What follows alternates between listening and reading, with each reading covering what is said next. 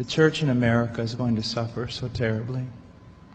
And we laugh now, but they will come after us. They will come after our children.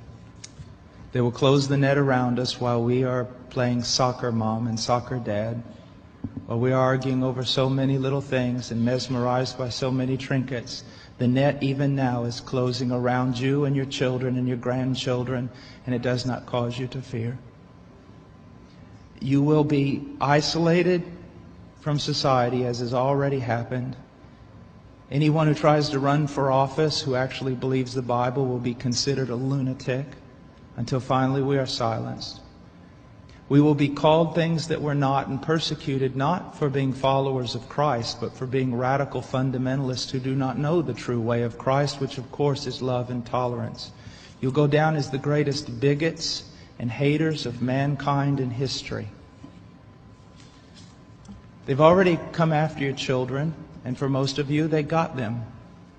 They got them through the public schools and indoctrination and the university and indoctrination, and then you wonder why your children come out not serving the Lord.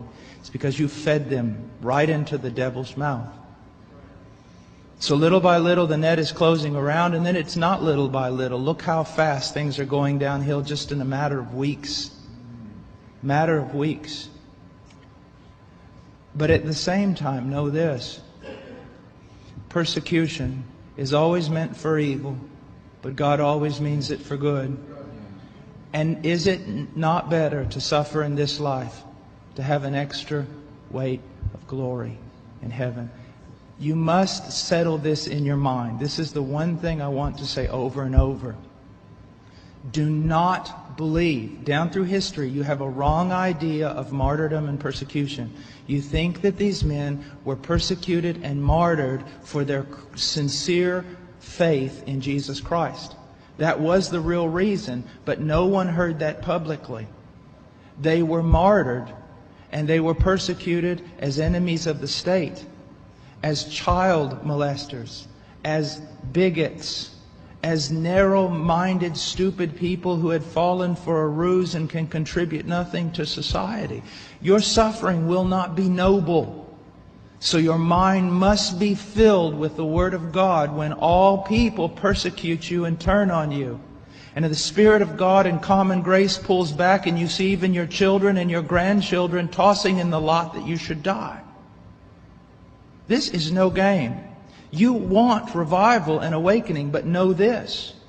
For the most part, great awakenings have come only preceding great national catastrophes or the persecution of the church.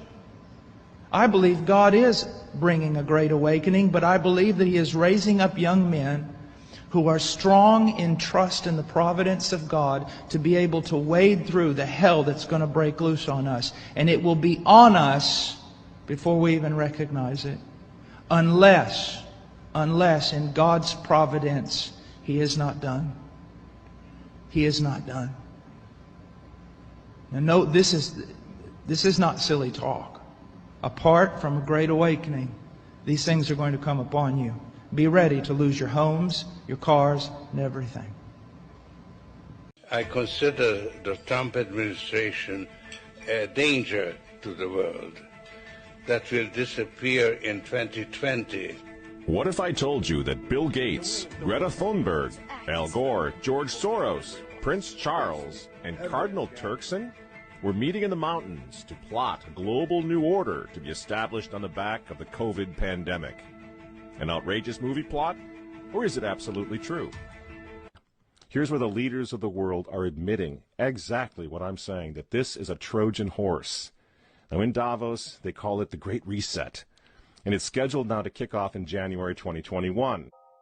Now is the historical moment, the time, not only to fight severe virus, but to shape the system. We have a unique but rapidly shrinking window of opportunity to learn lessons and reset ourselves on a more sustainable path. What is it that would make it so that history would look at this crisis as the great opportunity for reset? The Great Reset is a welcome recognition that this human tragedy must be a wake-up call. It's the Davos Summit.